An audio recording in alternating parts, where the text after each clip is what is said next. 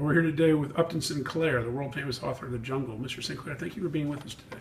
Oh, thank you for having me. It's a pleasure to be here. I'm interested to hear about how your book, The Jungle, was censored in its time. Well, the book was originally censored straight off the back because the publisher asked me to tone it down when I originally handed him my rough draft. And then it was censored again shortly after in Boston by the Catholic Church because of its sexual nature. One example of that is there's no place in Packingtown where a prostitute could not get along better than a decent girl. Things that were quite unspeakable went down in the packing houses all the time. That doesn't sound particularly sexual, but the Catholic Church didn't like that. No, they did not.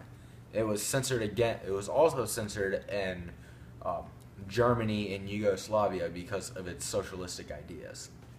Interesting. And what was the outcome of all this censorship for your book?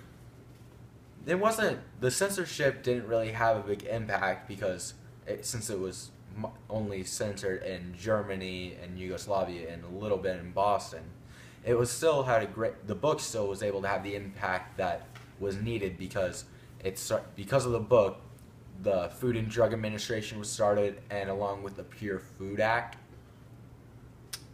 Interesting. So for that to have happened, there still must have been some graphic language that was in the book afterwards. Do you have some examples of some of the language that remained in, even despite the censorship? Well, yes, I do actually.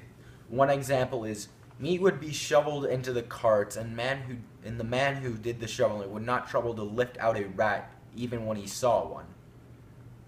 Another example is there were not merely rivers of hot blood, there were also tons of garbage festering in the sun, and the toilet rooms were open sewers. That is pretty graphic, but I can see why that would get people to want to make change. So, given all this, do you believe your book should have been censored?